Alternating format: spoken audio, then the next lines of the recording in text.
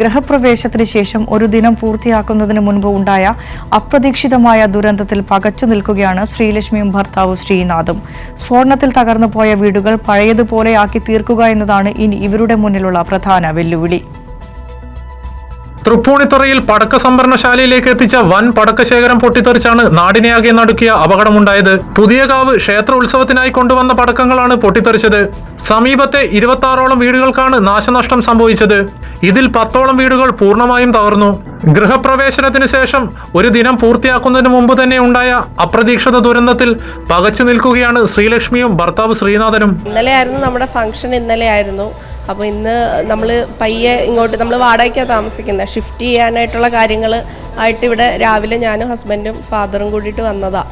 നമ്മൾ അകത്ത് ഓരോന്ന് ചെയ്യുന്നതിൻ്റെ ഇടയ്ക്കാണ് പെട്ടെന്ന് ഇങ്ങനെ ബ്ലാസ്റ്റിൻ്റെ സൗണ്ട് ഇട്ട്. ആ സമയത്ത് തന്നെ നമ്മുടെ ജനൽ അടന്ന് വീഴാൻ തുടങ്ങി. നമ്മൾ പെട്ടെന്ന് പുറത്തേക്ക് ഇറങ്ങിയപ്പോഴത്തേക്കും ബാക്കി ബ്ലാസ്റ്റിൻ്റെ ഇത് കൂടിയിട്ട് ബാക്കി കംപ്ലീറ്റ് ഗ്ലാസ്സുകൾ താഴത്തേക്ക്. പലർക്കും പാനിക് അറ്റാക്ക് ഉണ്ടായി. വീടിന്റെ വാതിലുകളും ചില്ലുകളും തകർന്ന് പലർക്കും പരിക്കുപറ്റി. രാവിലെ പിള്ളേരൊക്കെ പോയി കഴിഞ്ഞിരിക്കുകയായിരുന്നു. പൊട്ടുന്ന ശബ്ദം കേട്ടു. വൈഫ് അപ്പുറത്തങ്ങനായിരുന്നു.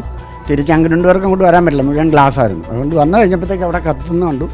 പിന്നെന്താ സംഭവിച്ചാൽ നമുക്ക് നമ്മളൊരുമാതിരി ഇതായി പോകില്ലേ. നമ്മൾ അടുക്കളയിൽ നിൽക്കുമെന്ന് പെട്ടെന്നൊരു ശബ്ദം കേട്ട് നോക്കിയാൽ ഞങ്ങൾ ആദ്യം ഓർത്ത് പിള്ളേരെങ്ങാനും കൊണ്ടുവന്ന് എന്തെങ്കിലും പൊട്ടി. അത് കഴിഞ്ഞപ്പോൾ ഒന്നും കൂടി പൊട്ടി മൊത്തം ചില്ലൊക്കെ തെറിച്ചു വന്നു.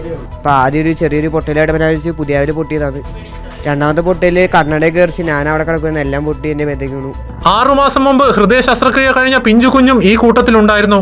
ഭാഗ്യം കൊണ്ടാണ് ഈ ദുരന്തത്തിൽ നിന്ന് രക്ഷപ്പെട്ടതെന്ന് കുഞ്ഞിന്റെ അമ്മ പറഞ്ഞു. അപ്പുറത്തെ വീട്ടിലെ സിലിണ്ടർ പൊട്ടിയതാണെന്ന് ഞാൻ ആദ്യം വിചാരിച്ചു. കുട്ടിയുടെ അവസ്ഥ ഇപ്പോൾ ഹോസ്പിറ്റലിൽ കൊണ്ടുപോയി കാണിച്ചു. ആദ്യം കൊച്ച് ഹാർട്ട് സർജറി കഴിഞ്ഞ കുഞ്ഞായിരുന്നു. അപ്പോൾ 6 മാസം മുന്നേ ആയിരുന്നു. അപ്പോൾ അതിന് ഒരു ഹാർട്ട് ബീറ്റിന് വേരിയേഷൻ, സാച്ചുറേഷന് വേരിയേഷൻ പോലെ തോന്നി. പേടിച്ചിട്ടാന്ന് തോന്നും. അതുകൊണ്ട് ഇപ്പോൾ ഹോസ്പിറ്റലിൽ ഇവരെ ആംബുലൻസ് കണ്ടിട്ട് കൊണ്ടാക്കി കാണിച്ചപ്പോൾ കുഴപ്പമൊന്നുമില്ല. വീട് പുനർനിർമ്മിക്കുന്നതിന്റെ ചിന്തയിലാണ് ഇനി ഇവർ കഴിയുക. കൈരളി ന്യൂസ്, കൊച്ചി.